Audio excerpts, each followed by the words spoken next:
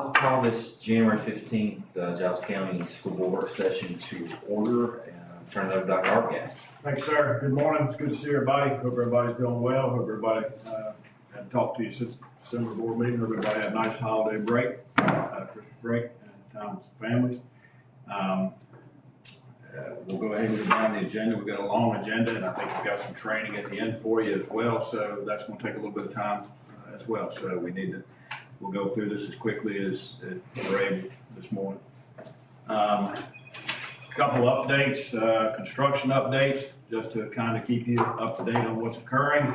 Work continues to progress there at Macy. The window work inside the building is complete. Outside, they've still got a few things they got left to do, and that type of stuff.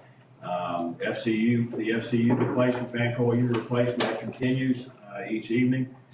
They've been hooking those up, getting the water hooked up, electric hooked up, etc. I think they're about finished with the slope ceiling in some of the rooms around the windows. So that's about done. The asbestos abatement was completed over Christmas break.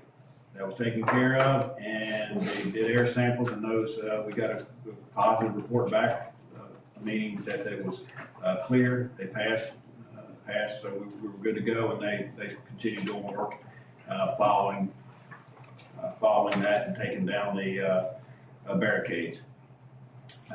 Just so you know, there will be a change order to Macy. We need to do. We talked about the fire alarm system.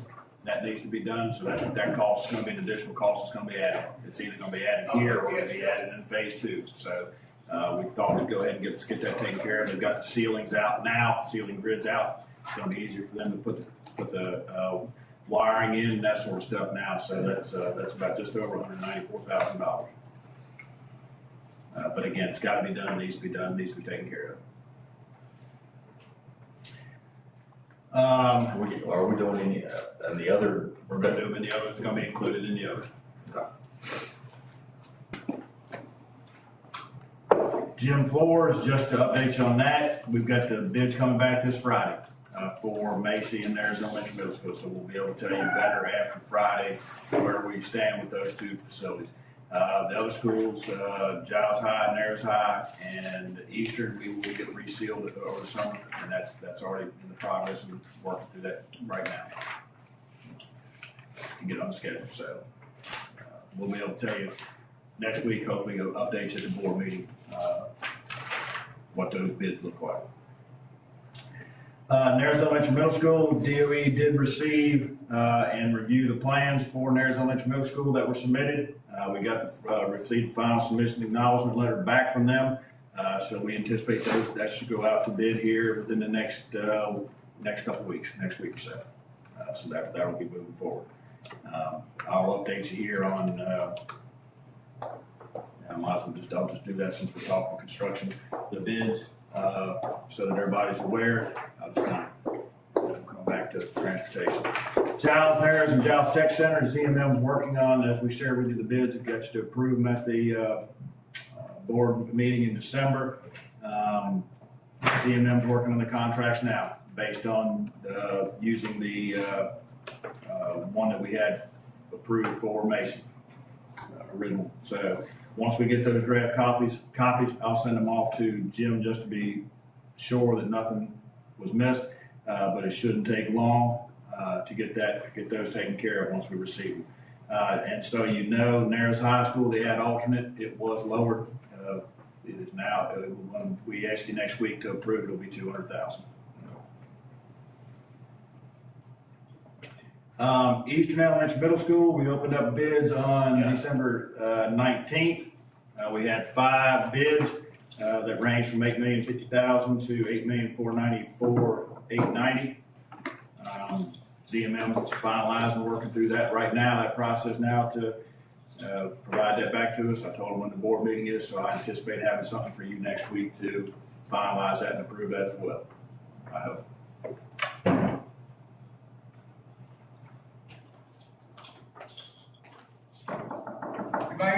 Construction. Bids that I forgot. Any questions on any of those? session. No, and they will at Macy, in that area where we had the asbestos abatement, we did the duct cleaning throughout the whole rest of the building, except that one area. They're gonna do that, they're gonna clean that area here this week. I think starting today, tomorrow, and Friday.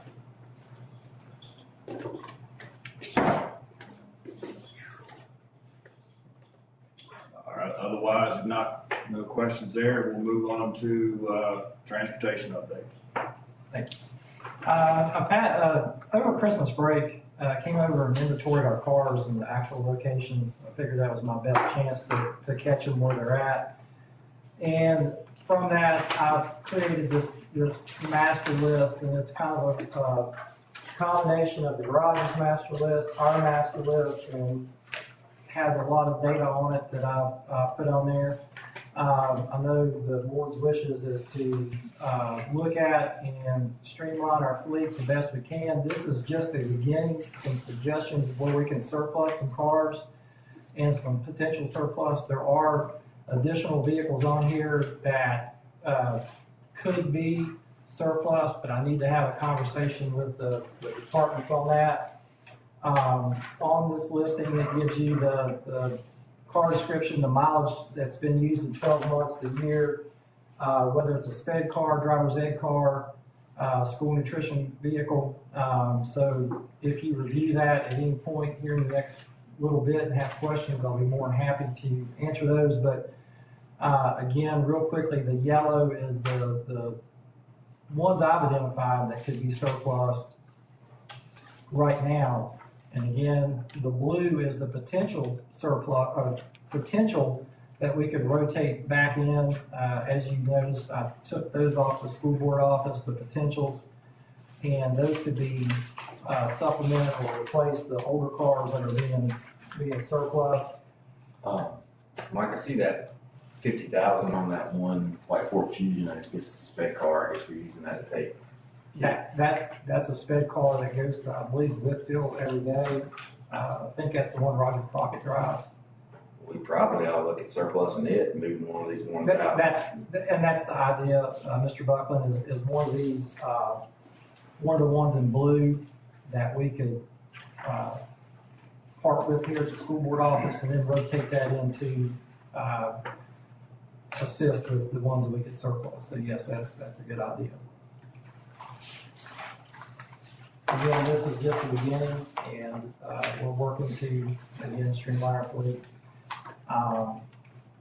The brown Chevy Lumina that Mr. Williams has identified before, that one is actually used by the custodian to run and get mail and do errands and so forth. They actually have a maintenance truck over there that he could use to do that, or he could use one of the gray Freestar vans or the white Fusion to do that. So Bobby was okay with that. The green Ford Tempo at the tech center, you can see, was only driven 300 miles last year. It's 1992. There was a black Chevy Cavalier at Macy that was only driven 200 miles. There was a 95 white Jeep that was driven 3,000 miles, but still it's a 95 that could probably be surplused out. So again, we're continuing to look at those and see what we can recognize some streamlining of our fleet. And I am open to suggestions if you have any. Can I ask a question that Sure. under the garage, that F-250 that says MD, does that just mean not driven at all? No, that means no data. No data. I had no data on the mileage. Okay. Now that actually is the tech center's F-250. It's a blue flatbed F-250. Oh, it's flat. And the county we kind of did a swap. They're using that as their salt truck for the county. Okay. So around November-ish, we kind of part ways with that and give it to the county so they can actually spread salt on our school properties and so forth, because they leave salt spreader mounted on that. Mm-hmm. And they in turn give us I think it's a PSA vehicle that Chris can drive if needed to go back and forth. I'm sorry, no data, I didn't have any data on No, it. that's I think that was used in ag lab. Oh, okay. Yeah, it's an ag lab. It's the one that Chris could use to potentially go and get supplies, transport cattle, things like that. And I see that you actually put that up in the top. I did not look at that, sorry. It's okay. It's not that for magic. Not good. Any questions? How many vehicles you got planned to buy in this year's budget? Well, I'm getting to that right now. So we'll transition into that. As far as every year, we put out a bid for a driver's ed car. And what we do is we alternate schools. So like Nares will get one year, Giles will get one the next year, and it just flips back and forth. This year it's slated for Giles High School to get a new driver's ed car. So when we put that out for bid, we'll purchase it. That car will then go back into fleet service here at the school board office. One of the options, one, I wanted to ask you if you were okay if we purchase a new driver's ed car, and two, we usually put that out for bid, but we can also purchase that off the state contract. I know I've talked to David Thompson about that, and we're interested in maybe exploring that. I'm not saying that's what we would do. We've had difficulty bidding these cars out, really maybe get one bid. I think last year we got maybe two. And so I'm open to direction from the board if you're interested in bidding it out, or bidding it out with this state contract. I do know Dr. Argass talked about this yesterday. We do charge a fee for driver's ed, and I think there is something in policy that we have to maintain a level or. If we don't spend that money. Yeah, purchasing the vehicle helps us maintain the dollar amount we're charging. If we don't have the expenditures, then that dollar amount does not stay at that level. Yeah, we'd have to lower it and lose more money on driver's ed. But are we getting any money, any help from anybody on paying for these vehicles? Other than that, which I just mentioned. Are we getting any fund grants, any money, anything? It's 100% our cost. Not to my knowledge, no, sir. I mean, I personally sure we could run these cars 2 or 3 years. I have to buy a new car every year and just put another unit setting down here. Well, The road miles on it. the problem is if we don't buy the driver's ed car, then right now our rate just about reimburses the cost of the class. It's close. It's close. We're probably losing money on it right now. If we don't spend that money each year buying the driver's ed car, then we got to drop it, and we'll be losing a significant amount on personnel costs. Whereas we got this, I mean, I think we just got to do a better job surplusing these things out. You know, we shouldn't have 50 vehicles like we've got now, 48. I mean, you look at 5, and that's 10%. You know, we just need to do a better job of recapturing some of that depreciation earlier on. Okay. So You know what I'm saying? my thought process on these cars is to identify the oldest ones, surplus them, rotate some of the newer ones into those positions if needed, and recognize a cost savings and a streamlining of our fleet. So there's some folks and departments I haven't had a chance to talk with about those vehicles, but I'll get to that as soon as probably next week. I mean, I think our and this is kind of what I'm trying to get to, I think Jay's identified, is that every time we add one, we should be taking it out. We haven't done that. We have not, and I agree with that. Mr. Buckland, we can do that. And if we get them out early enough in the depreciation cycle, we don't lose, you know, at some point, like what we're getting rid of is stuff that should have gotten rid, you know, some of that stuff should have gotten rid of 15, 20 years ago. Because we're going to get salvage value, scrap value out of some of these. You know, we need to look at getting some of these when they've got 5 years on them. You know, we've taken the depreciation hit. Let's get them out while we still get something, or even before that. 2 years paying the insurance on them, do that. Yeah. And I see the comments that you know, folks may not like to take their own cars, but at the same time, and I hear. Yeah, if we're taking kids 100%, but at some point, if we're doing federal mileage rate, you know, that's what those of us came from private business we're used to anyway. Yes, sir. And again, we'll continue to narrow that down and have additional recommendations to the board for how we can surplus vehicles, hopefully at our next work session. Driver's ed car, are we good with proceeding with that, or is that something that might need to be voted on at the next board meeting? Let's proceed with getting the cost. I mean, we need to know what we're spending state contract wise, or if we go, look at that, because I don't guess that requires any bidding, there's a price that's set. Price of the labor Yeah. is set. So just bring us that, and then we'll talk about whether we think we can bid it out. I mean, in the past, have we saved money versus a state contract by bidding it out?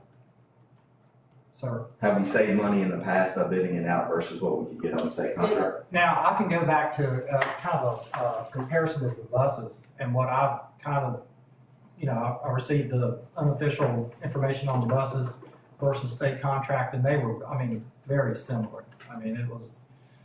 We didn't officially bid it out, but I remember I asked for the prices. So the state contract and the bid prices were, they were very, very, very close. Okay. So I don't have that correlation with the cars, but I can, with the buses, it was very close. So what I can do is we can check the state contract and see what we can get one, and then we can go back to our data last year and see what that was, and maybe that'll give us a comparison. For us to make a decision, an informed decision about this driver's ed car, we need what we pay state contract wise, which is gonna give us a general ballpark of what we would pay if we bid it out. We're gonna need to know how much we have to increase our driver's ed fees if we don't spend that money, or decrease our driver's ed fee. So we need to know if an average year, the number of students getting it, how much that loss of fee is gonna affect our bottom line with respect to paying. We can sit and talk in a vacuum about it, but unless we have all those data points, we can't make an informed decision about it. Yes, sir. Like, how many miles is on the one we got? We got 3 or 4? We got, 3, I think. 3. I do know the 2 at Giles are used an average of 4,000 miles per year. The one I didn't have any data on the one at, Nares High School. Yeah, we'll just buck them all about the cost for charging and all that. Do we ever have any kids that can't pay? Can't pay the fee? We got anything would help them? I've not heard that. I've never heard I've of not heard that. we've had an issue with How much is it? What is it? it's $150. It's very cheap. About half of what you pay if you went to That's the. nice. I'd say it's a lot less than half. I think I paid, Yeah. we paid $700 for Brogan to go to Gillespie.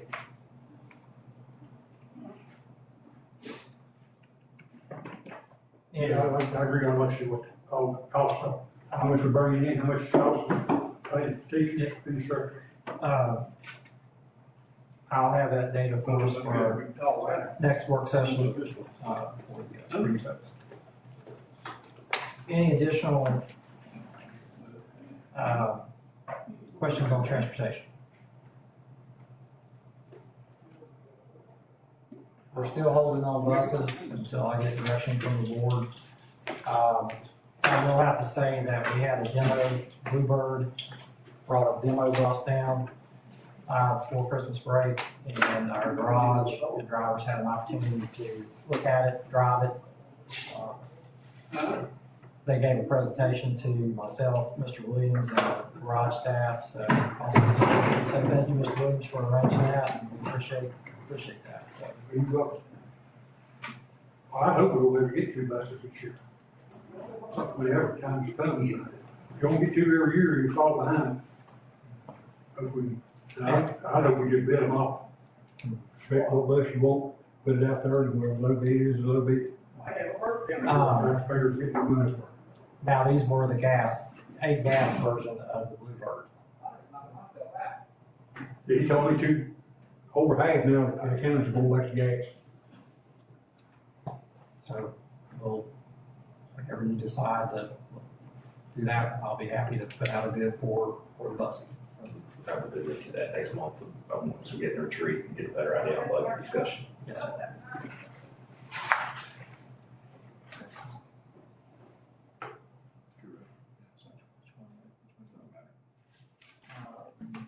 Let's go to school nutrition. Gave you the information on that, kind of a December December overview. The one that's kind of the grayish report, that's kind of our, broad information, and then the one, the cafeteria accounts tracking, that's the one from Katrina, Ori. So please review that and let me know if you have any questions.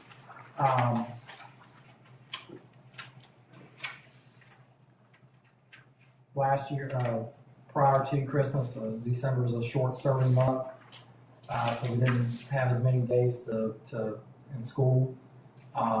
With the weather, I'll jump into January. With the weather, we missed a whole week. One of the things that we did is we did not place our PFG orders for that week. So I'm hoping that we realized a cost savings on that. We have enough product in stock that if we had come back last week, we could have made it through without ordering. So we did order DoD produce, which helped us, and we did not order PFG. So, Question. yes, sir.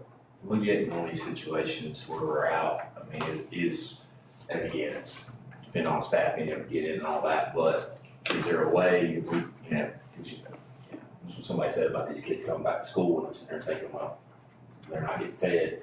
Is there any way, think about this, again, there may not be a way to get it done, but that, if we're out of school a week, if we get some feeding in, like we've done before, a way to generate some revenue, but also get kids fed. We can, now my experience with that is, in Rapid City, we would, usually it was my school, we were a feeding site. And you can do that, you just have to apply for a waiver. I have to apply for a waiver through the state, and they're pretty accommodating with that. Over the course of the time we were out, I did have conversations with our staff, what's it? How are you? Can you get out? And most of them were having difficulty, not all of them, but most of them were having difficulty getting out of their own neighborhoods. But no, if we also did warming sites, like a warming site, you can come in and sit down and so forth and so on. But if the conditions are okay and safe, I think that's a fantastic idea, and we could serve lunch to them. Maybe not at every site, but we could do one central site. We're more than happy to do that. Just take a look at it. I mean, Yes. again, I don't in any way want to put anybody in danger getting out our staff if they can't, but. Yes. Good point.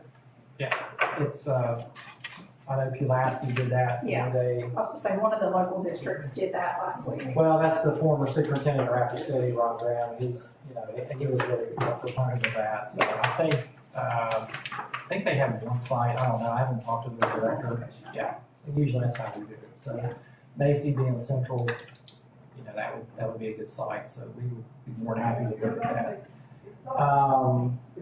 Summer food update. I do have a meeting with Ryan Martin with the YMCA at Virginia Tech this Thursday to discuss our potential partnership. Jeff Dinger from Giles County will also be attending as well, just as a county representative, and he is the one that introduced us to Mr. Martin. We still need to determine where we're going to do summer school with our construction. All of our construction going on, I'm hoping we at least have one school where we have summer school, but we just need to determine that. So, and I hope to have more information on summer feeding at our next work session. Any additional questions on school nutrition?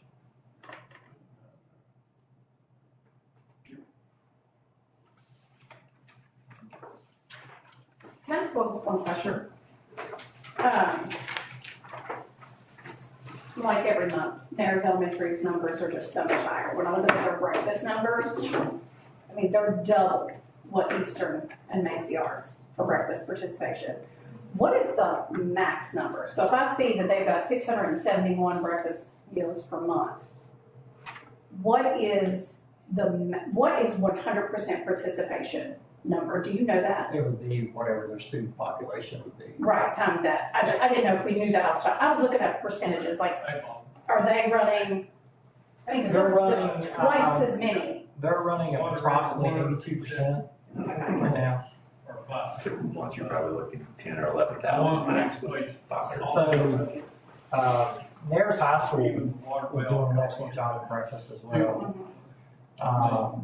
Nares Elementary is doing a fantastic job, and, you know, our managers and we've had discussions with our principals, about the importance of participation, and, you know, we're trying to increase participation, but I will give a shout out to Nares Elementary and Nares High School.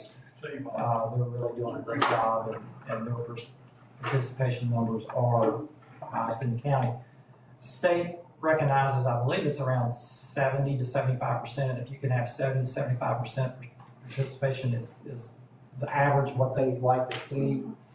We're close on that at the other schools, but we do have some ground to where we can improve it. Yeah, I mean, the lunch meals are just a little bit closer, you know, across the schools, but the breakfast number, I mean, they're Not in the ballpark. twice as many as the other two elementary schools. And I know, I mean, I will also give a shout out to Macy, like, I got messages from teachers about, oh, make sure your kid gets here in time to grab breakfast, right? So we are seeing like, that, again, I'm only speaking for the one school that I'm most familiar with.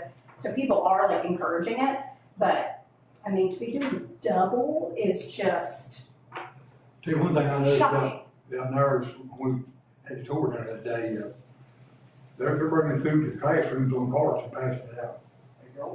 Are we doing that at all schools? They're all doing it. Yes. And I think, you know, that's what everybody that's ever been, Mike's predecessor, everybody pressed the breakfast is the key, because if you can make one on breakfast, you won't do well. One of the That's things, just super impressive numbers. one of the things that we're gonna focus on, this January is revamping our breakfast menu. Obviously, again, I'll state that high school students eat differently than elementary students. So we've identified some items that we can add to. We've tried some new items for breakfast. One, I call it, a griddle, a better word. We came up with that, really popular. Just trying to offer some new things for the kids at the high school level and the elementary level. And, we're gonna revamp our breakfast menu to see if we can get even more interest.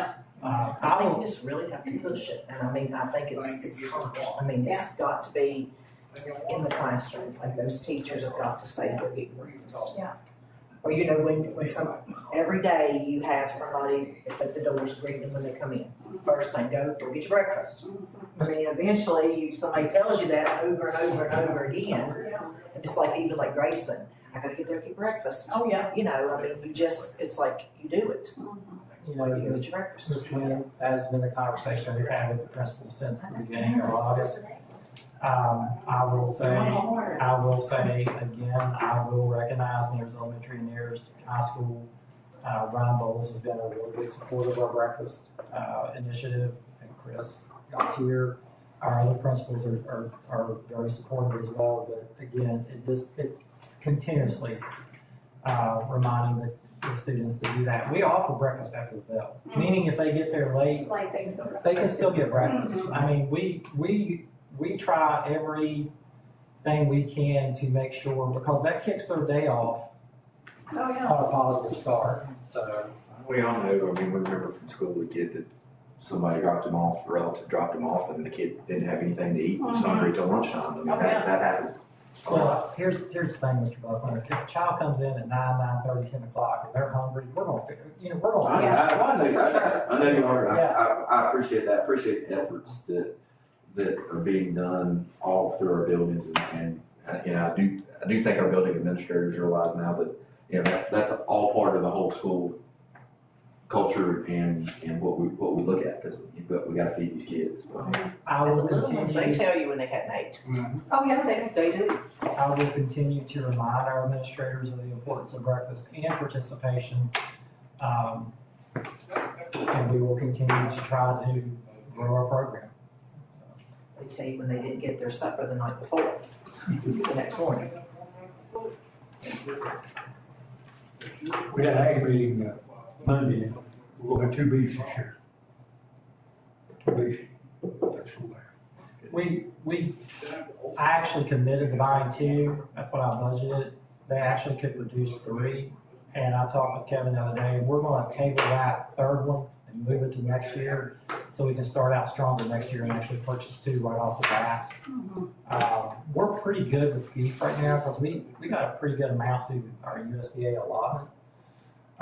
So I think we're purchasing 1 more, processing 1 more with our USDA allotment. I think it's gonna get us through the rest of the year, so. That's right. That is all I have for transportation and school nutrition unless you I got a have question. Yes. Do we have a lot of bus drivers complaining about people running lights and stuff? The main area, that we have that is in our eastern district. We have quite a few bus drivers that have mentioned that. It's not as, knock on wood, not as frequent because we pulled the stops off of 460. But we do have it, and what's amazing is a lot of them is run in town. What was his question? What did you ask? I'm sorry. Right in We the- have a lot of people running when you pull their lights to stop. Oh, okay, okay. So, The reason I bring that up, you've probably seen it in the news, Montgomery County's putting cameras on their buses. yes, And I know when I subbed for Daddy, when he had shoulder surgery, I had a lady, she run school out of Patchburg and had to stop up here at the apartment on the right, and she run through the light. Well, I made my round, come back at the high school, and she was sitting there waiting on me. Apologized for running that light.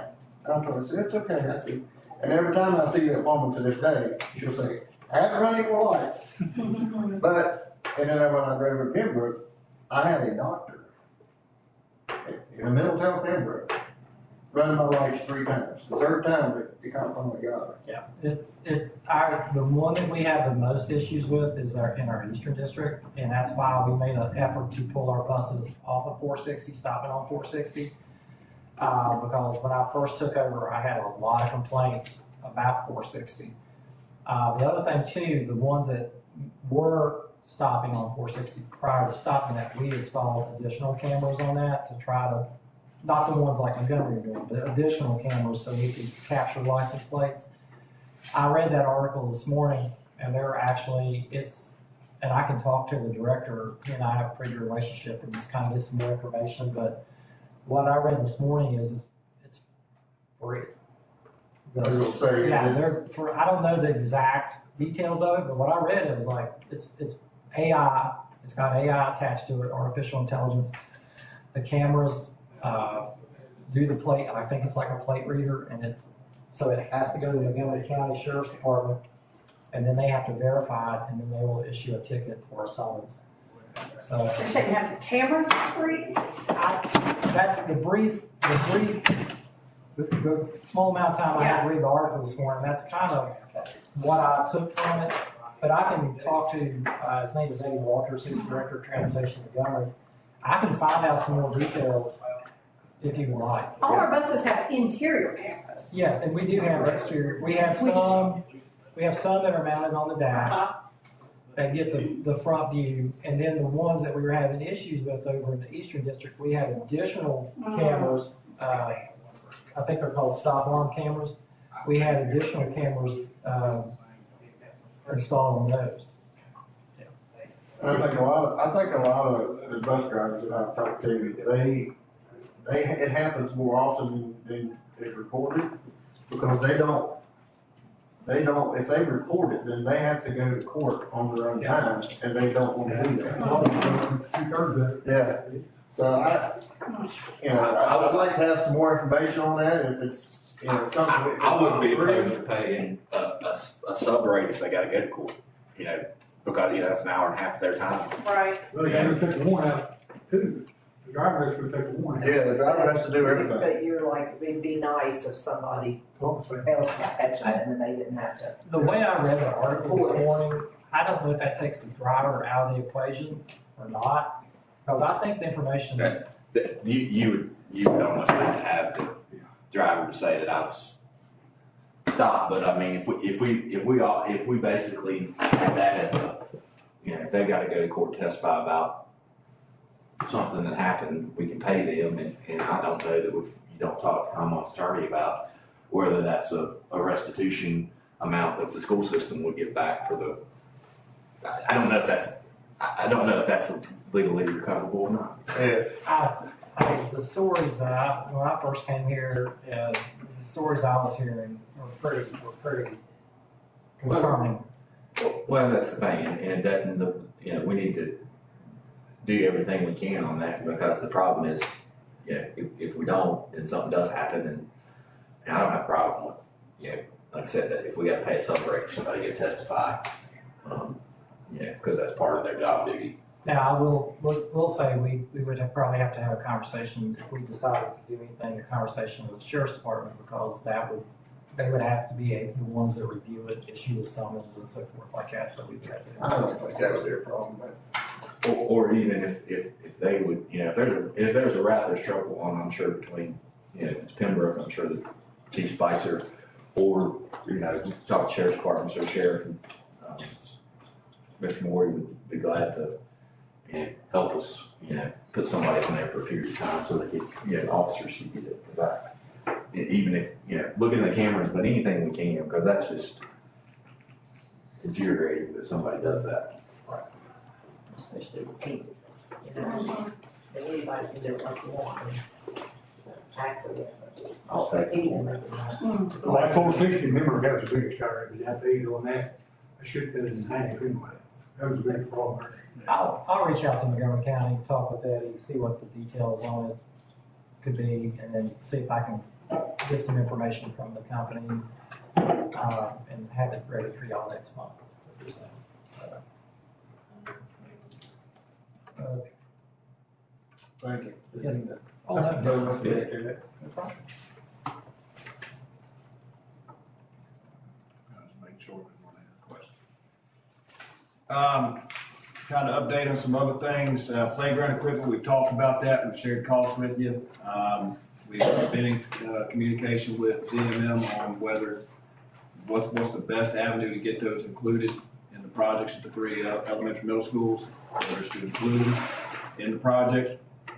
If we include them in the project, there'll be a markup, or do we bid them out ourselves and have it done? So we're working through that process right now, and trying to determine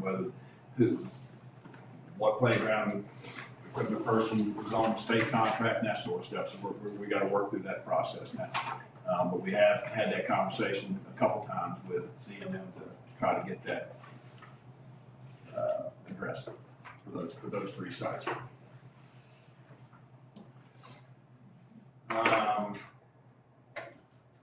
Don't know that we need to have any conversation about the county freezer. That's the same kind of conversation. Again, we had a conversation for Giles, Nares High School and Eastern. They've already got generators, so that conversation was during the renovation projects there, we want to address hooking the coolers and the freezers up to those generators and making sure they have the ability to run. With Nares Elementary and Macy Phase 2, asked to include a generator as a piece of those projects. So those are the conversations we've had on that as well. Where we stand on the 2 Nares High School projects, I know you guys have done a lot. Well, thank you for reminding me. I wrote down a couple things there. A couple other projects we talked about, Giles High School Road, Access Road. I know I talked to Mr. Meredith back prior to Christmas break.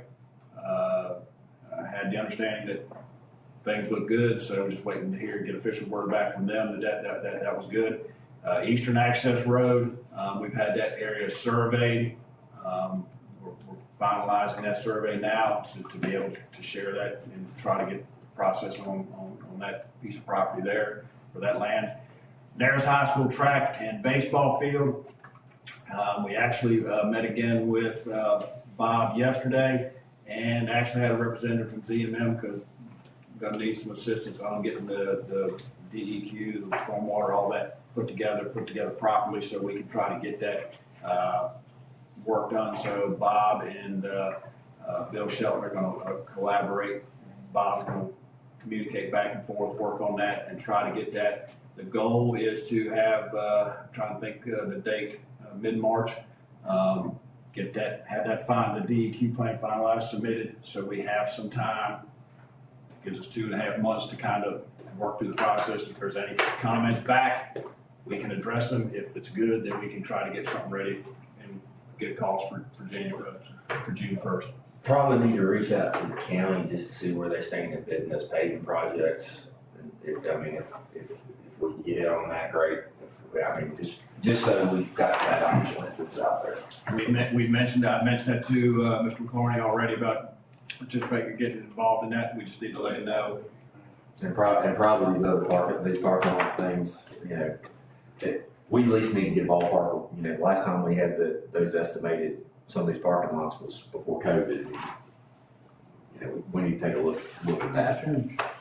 Why do we get DEQ involved with that baseball field? It's the It's the Land amount, disturbance. land disturbance, how much land, how much is gonna be disturbed? We went over 10,000 square feet. Quite a bit. Quite a bit. Mr. Buckland, paving for all of our parking lots? let's at least get the ones that we need. I think I like the ballpark for what all parking lots cost. We just need to know that in the back of the mind. I don't think we can do all of them, but then try to identify with Bobby the ones that we need to do something on. And again, if we this may be, if they're gonna do this paving, the county's gonna do this, maybe less opportunity to tackle some of it. Well, we have to utilize paving on the track, and then I'll get with the county and see who they're gonna use, and maybe get an estimate from them and have some information for you as soon as possible. I know Nares Elementary could be paved, a lower one. Cause they got chewed up a little bit with using that as a site to. We'll figure out whether they on that or not.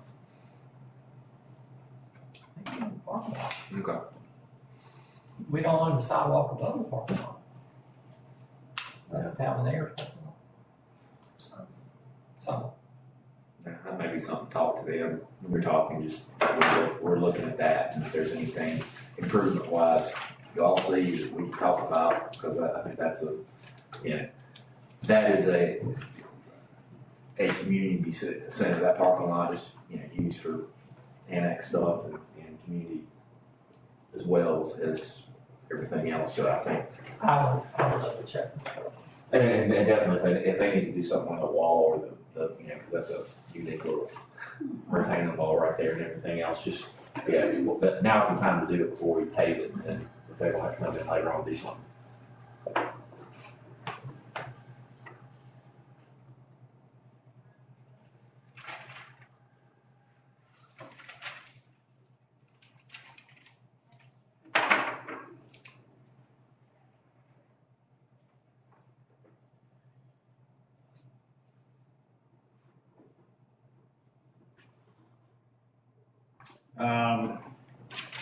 Moving along, did the school nutrition mileage reimbursement. I didn't know what conversation you want to have. I heard it mentioned just a second ago, a little bit ago, when we were talking about vehicles.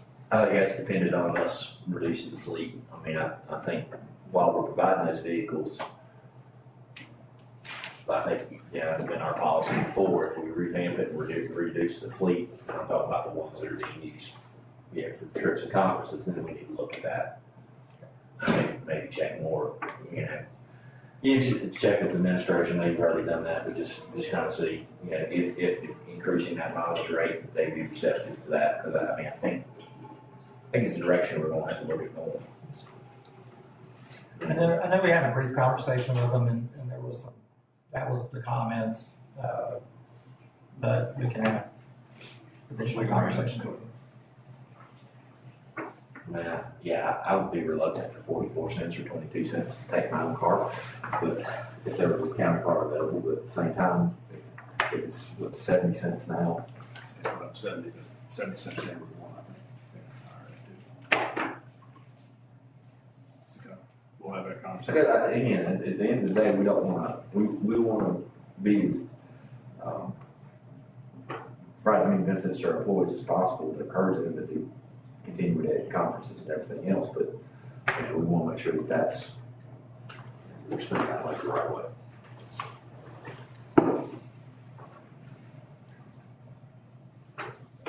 Flashing school load signs, there's no much from Yes, sir.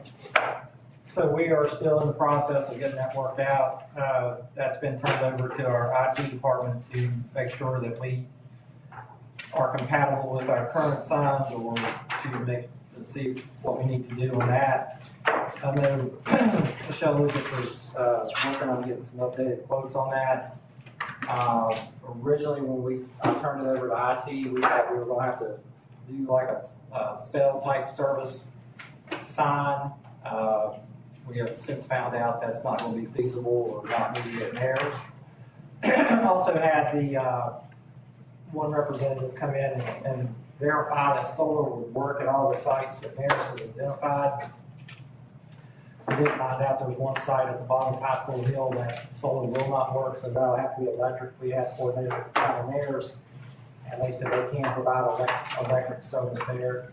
So, I know Ms. Lucas is on out of office right now, so when she returns, plan to get with her. I had a brief discussion last week on that, so I hope to know more about that next week and move that right along. So, I think what we're going to wind up doing is, the ones that we currently have can be updated to a cell signal.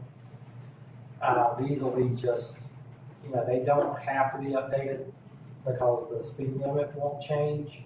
So they can, even if they're on and flashing, it's not going to be a big deal from the information I have. So it can be updated through a cable. She'll have to physically go and sit there, plug into it, and, you know, if it need any changes. But preliminary information I have is she's fine with that. So we're just trying to hammer that down.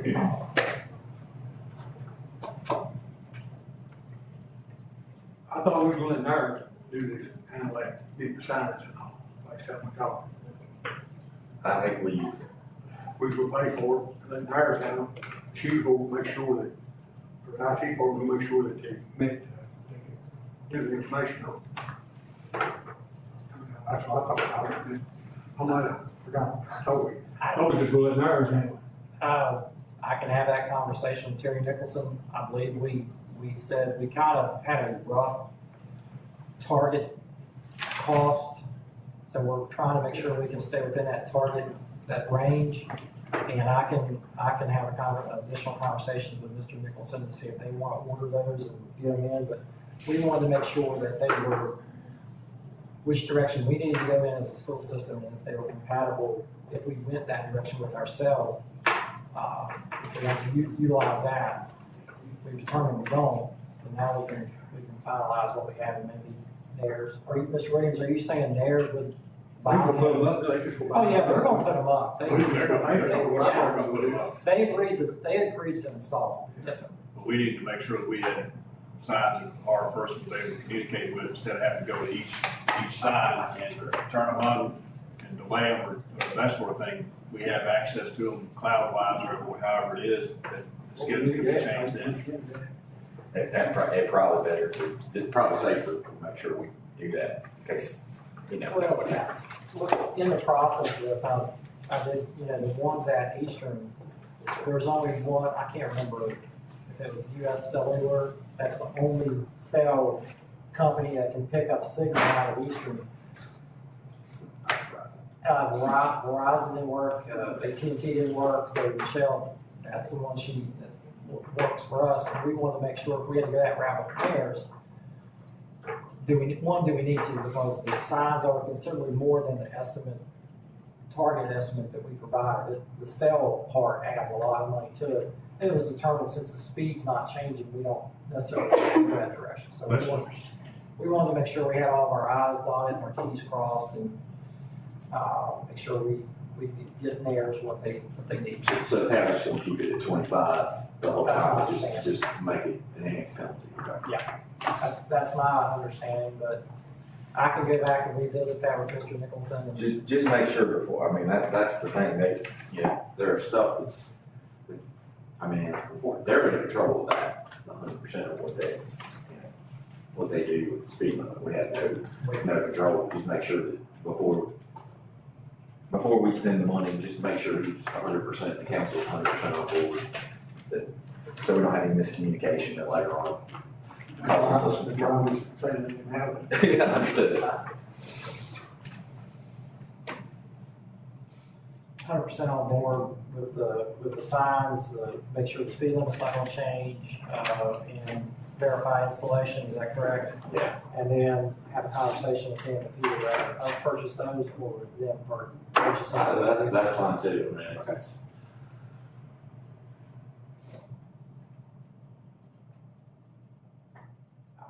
I will get on that as soon as possible.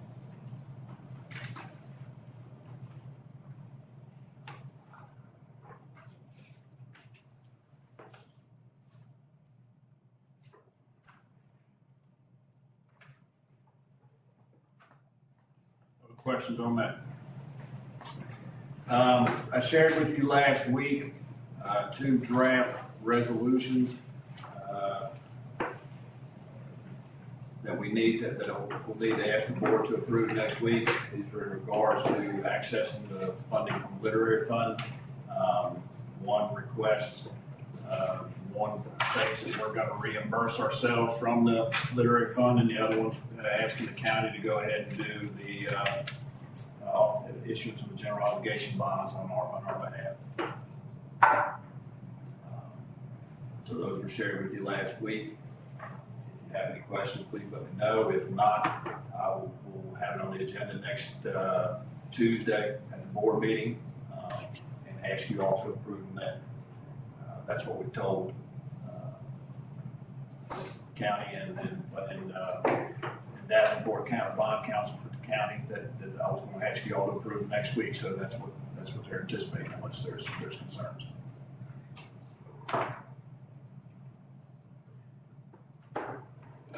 Hearing none, we'll include those on the agenda for next week.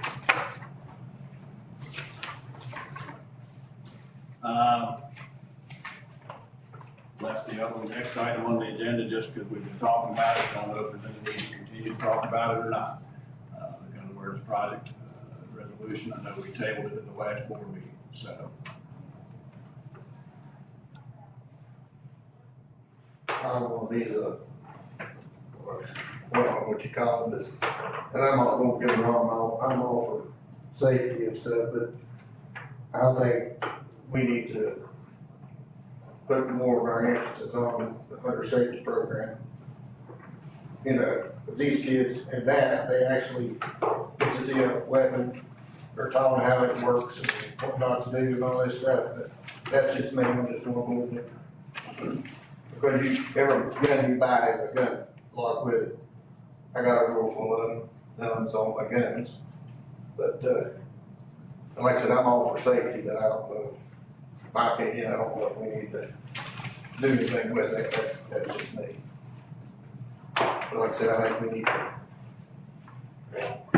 focus more attention on our hunter safety course than if we need to spend more money on that or whatever. Well, I agree with your fellow, but the lunch kids don't even take that course. They're sort of brought it up. Well, they shouldn't have. In school. I think that we say at one time that all the kids were gonna do it, and if they want to opt out, the parents had to sign a letter for them to opt out of that. I know it's,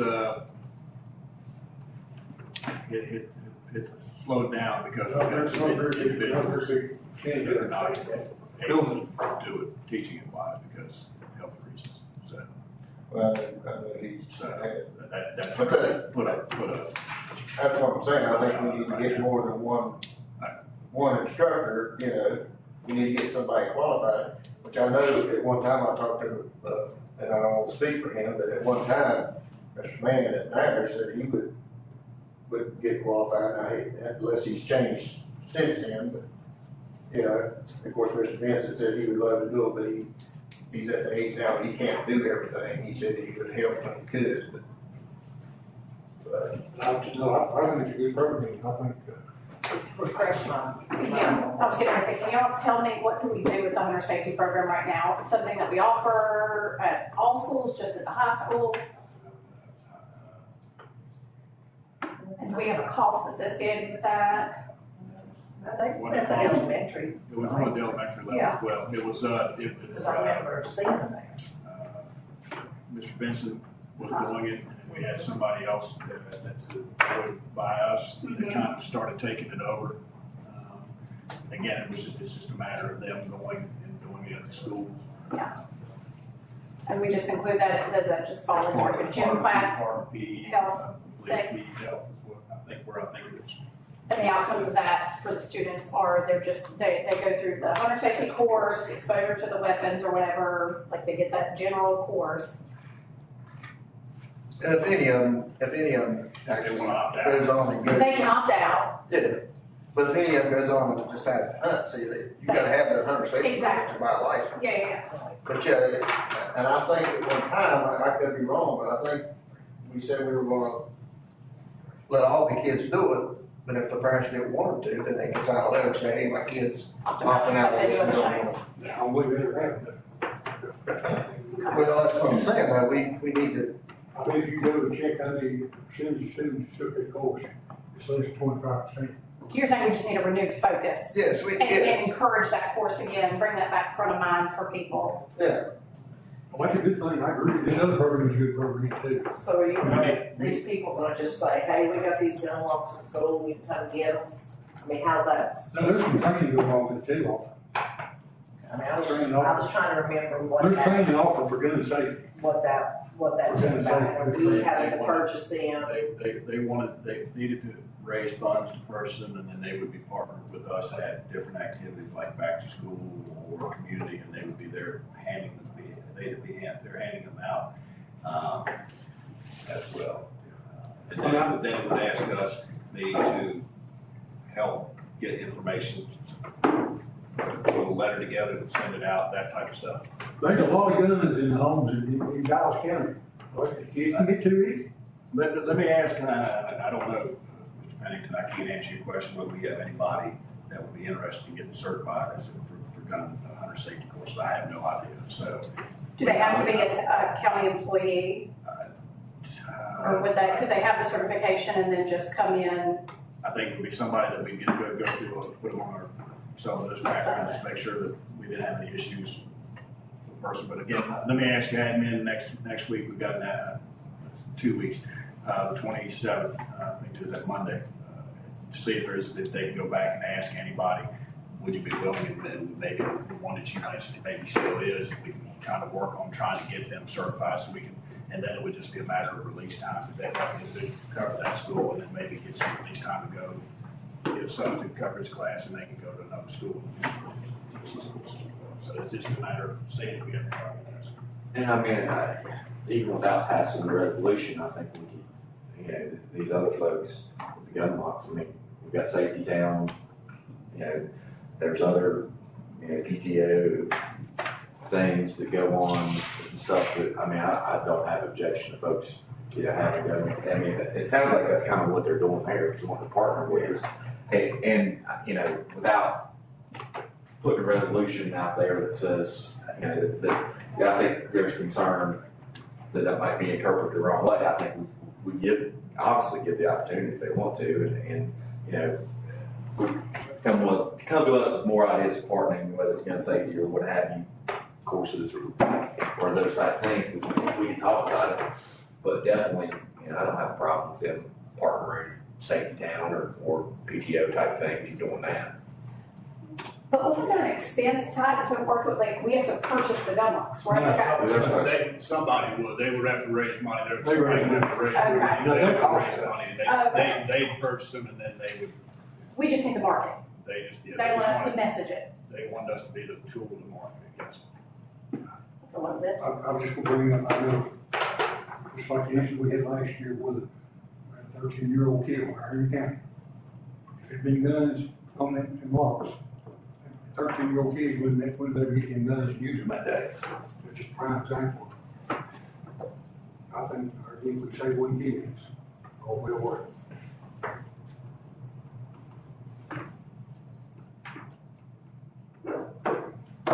Let me ask admin, see what if they've got anybody interested, then we can kind of reach out, back out to the group, Really, see. really, and see, if they're, without passing the resolutions or other things that they'd be well interested in doing with this partner with us.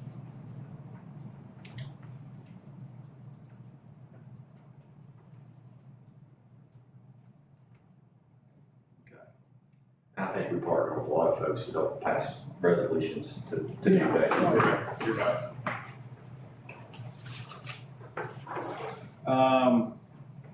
Policy services agreement. As you know, we, partner with VSBA, the School Board Association, and as part of the piece of that, they, update our policies on a regular basis. Add policies, update them based on general assembly action, whatever it might be. It's that time, our current agreement with them expires at the end of January, so we would need to re-up for February 1st through January 31st of 2026. So I will bring it to you all to approve next week. But again, share that with you because there is an agreement that needs to be signed, and I think Mr. Buckman, you would need to sign it. Well, whoever the chair is would need to sign it at that time. Can I ask a question about that? Is there an alternative to that? I mean, is this is it really negotiable? Well, there's an alternative organization that's out there. There's some school systems that got much of the SBA. And again, I think they're not, there's another more conservative organization that's out there. The VSBA probably has the best resources for the 90% of the policies that we deal with that aren't what you would say politically controversial. And they've done a good job with that for years. And I do think that in general, they try to on those, and they keep us out of trouble because our folks, you know, we would either pay Jim Gwynn or the folks at Sands Anderson or somebody in our staff a lot of time to make sure that those policies, because they send them out, all those huge packets that we get all the time, they come straight from the VSBA and their recommendations. I don't know the services, I don't know who's drafting it, their experience in this other organization. Yeah, I don't know the other organization experience they have. I don't know. A lot of school systems that I've seen, this is anecdotal, but I've seen it where they have joined both the VSBA and the other one, or they joined the other one but retained VSBA policy services. I mean, I think a lot of people are coming to the conclusion, even if the VSBA may not align with what their community is politically, and Okay. yeah. I didn't think there was an still- alternative, so that's why I was asking. Yeah. Okay. You know, you might want to look. I just got in the mail. This is the VSBA legislative positions. This is where Melissa went down, has a delegate vote as to what the positions are going to be. You know,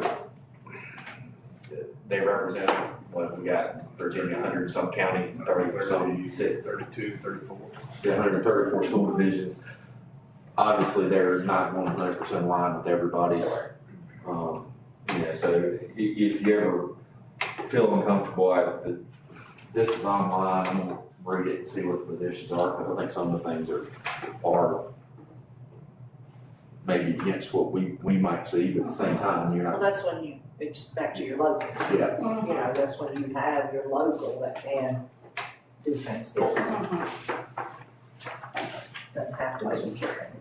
And I think the VSBA is intentionally, you know, they've gotten some flack, and I think they're probably more cognizant than they were 2 years ago about trying to stay politically neutral, and provide these services, because I do think they've taken a hit somewhat.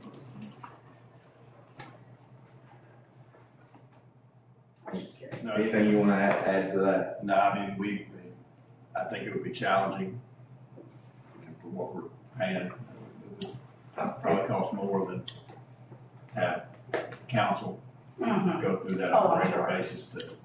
I mean, if Jim spent 20 hours a year on it, we're saving money.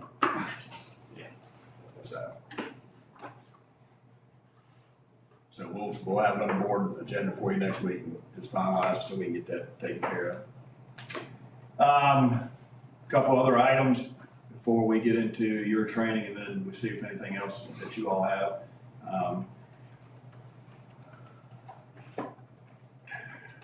We had a request from the county to utilize buses in April, again, for the county cleanup day. I'm good with that. That's April 5th. They used, trying to see how many buses they were talking. 10, yeah, they're talking 10 buses on the 5th. Pick up cadets at Tech, bring them back over here, drop them off the river, pick them up at 3 o'clock, and then take them back over there, and they would pay the drivers. I didn't assume there was any concerns with that, but I just, again, want to mention that to you. And any issues with that. Their second request is again for 10 buses. It would be to pick up the cadets, Virginia Tech cadets at 6:30 in the morning, transport them to Caldwell Fields, drop them off, and that would be the extent of it, because they go on their march that day on April 26th, and they would pay the drivers for that as well.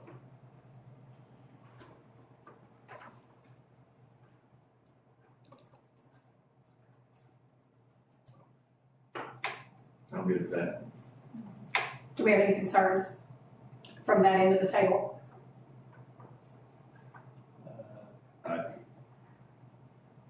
We can talk about it later. I would just say, given what the Corps of Cadets has done for Dallas County in the last 6 months, regardless of what has happened in the past, that it would, I think, would be very insulting for us to refuse their request. I'm curious, maybe I missed this, the upfront lead in this. This is an ask from Virginia Tech, They've asked the county, and the county's asked us. and the county has asked us. Yes. And that there have been situations in the past where there might be some damage with not clean buses. Correct. Okay, because I was just wondering, like, well, why wouldn't they use Montgomery County? Is it because they're coming to do, They're going crazy. they're going to correct, okay. I can, Sorry, I'm trying to put all the pieces together and I asked too many questions. Okay. But I don't see how we, I do hope that it's communicated that those concerns that have been in the past, but we greatly appreciate what they've done for this county, and I don't think we can say no. Yeah, that's kind of where I'm landing. I agree. I'm sure that if there's any damage done, did the board of supervisors know about it, because they had to take care of it, I'm sure they would. Well, I think it's communication on the school system, so I think maybe this was what it is, but definitely, I think, I think go ahead with, if the board's got consensus for that. Yeah, as long as y'all are all right, we'll let them know, and they'll work on that, whether they can get 10 drivers or not, I don't know, but we'll work on getting 10 drivers each. There'll be 10 drivers for 10 buses first day and 10 For buses the April second day. 5th and then April 26th. It'll be 10 buses both days. Yeah, that's all they do for us, they look at question. Yeah. They stepped up. Yeah, just want to check and make sure you're aware before we did anything. So we'll let them know and ask Rachel to start working on getting drivers and buses aligned. We mentioned back in I think the last work session, school board retreat. Wanted to verify with you all that those dates, February 13th and 20th, that's the second Thursday and the third Thursday of February. Normally those have been all day long. Want to make sure that you all are, one, still comfortable with that, two, that's how you want to proceed, and if there's any change that we need before we send out stuff and get people to start working on getting information together for you. Go ahead. Unless anybody's got a problem with the dates.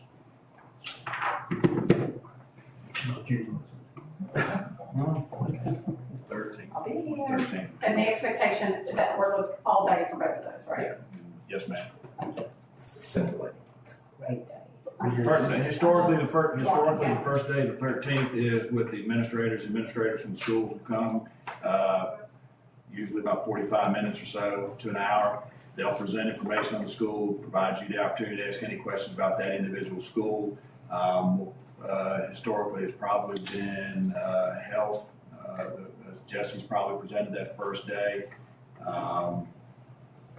I think we've had maintenance even here on the first day before, I believe. So those are the types of things that they've done on the first day. Second day has historically been us here at the central office, Ms. Mustang, Paula, Dr. Brown, everybody from here.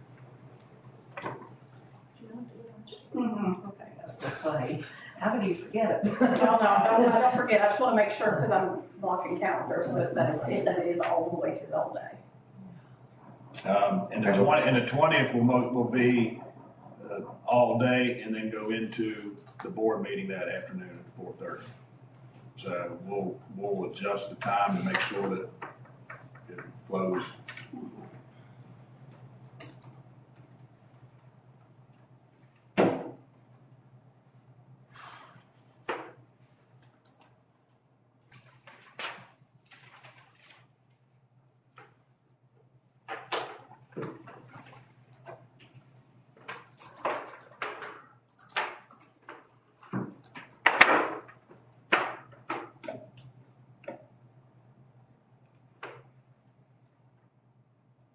Any other questions, concerns about that?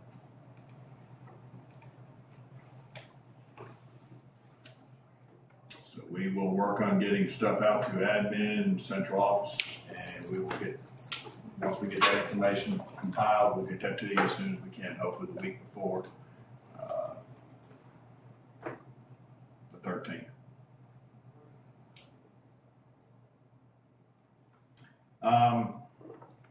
Something that I should have thought about putting on the list, but didn't think about it until yesterday. I sent you information last week, I believe, following a notification that we received from Power School about the National Power School incident, the International. They're an international provider of software, and they had a cybersecurity incident in late December. So we are working in collaboration with them. We sent information out to staff and parents based on communication we received. We have posted information on our school webpage based on that information, and we published and updated that yesterday, or I think it was updated yesterday, to add a public link with the FAQs from Power School. We are going to continue to work with Power School. This was a Power School incident, Power School issue, and we will continue to put information out based on recommendations and information that we get from them.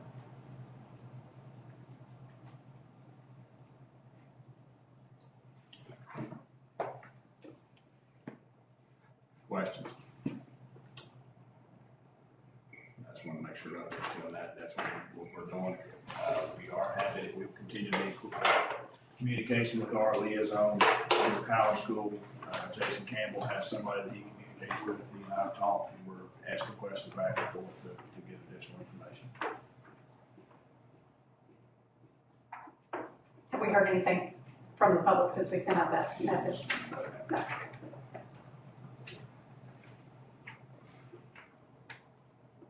Other topics that, let's see, and before I do forget, I do want to recognize, and then we can get into the topics that you all have to discuss. I know Governor Youngkin issued a proclamation recognizing this week, the 12th through, I think, the 18th, as Virginia School Principals Appreciation Week. So I want to make sure to take the opportunity to thank all of our administrators, school administrators, for everything that they do for our schools, for their kids at the schools, and their staff each day. So I want to make sure to say that. Sorry. Any topics that you all had that get on the agenda that we need to talk about before you go into your COIA training that our board clerk's going to walk you through?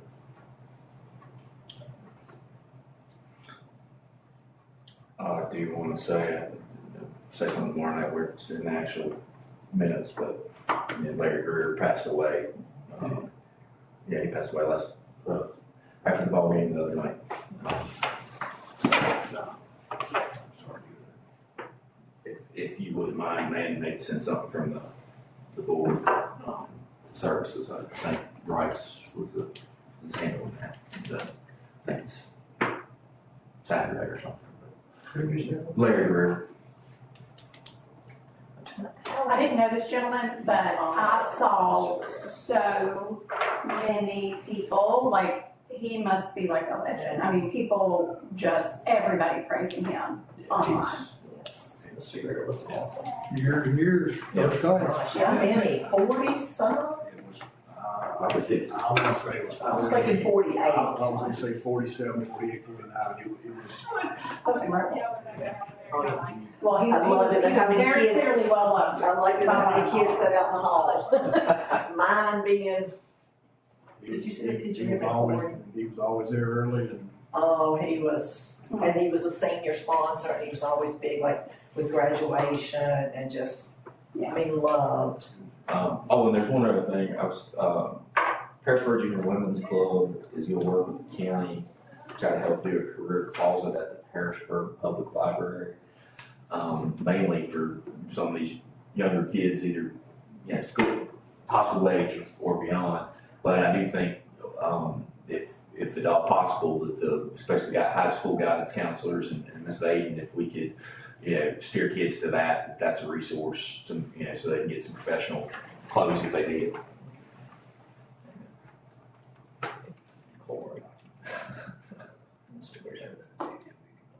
Always wear that tie. Oh, yeah. The workforce opened up a classroom Hair. at Ken Johnson, a couple days a week, for any kids that want to train. And these folks, like I said, that from according to what Mr. McClarney told me, there's a ton of, they've got a lot of clothes and, should be able to get anything that kids would need. The public library in Harrisburg, I believe. Check with Chris and Christy, I think is over that, PJWC. Since you mentioned that, we were notified this morning, ZMM actually did a coat drive. And they're gonna donate 10 or 12 coats from that coat drive as well, so they're gonna be bringing those over, so I wanna thank them for that as well. So we provide those to some of our, that's a neat.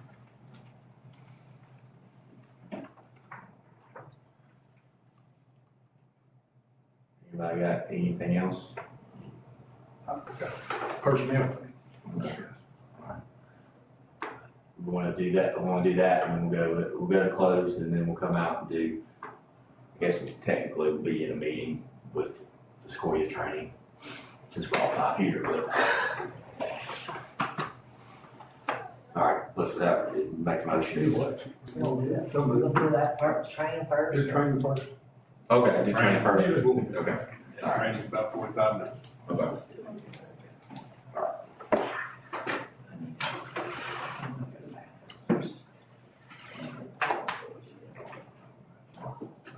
So that's super important.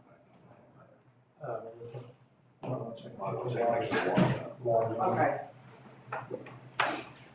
Let me go to the back one. That's right. I think they turned it off.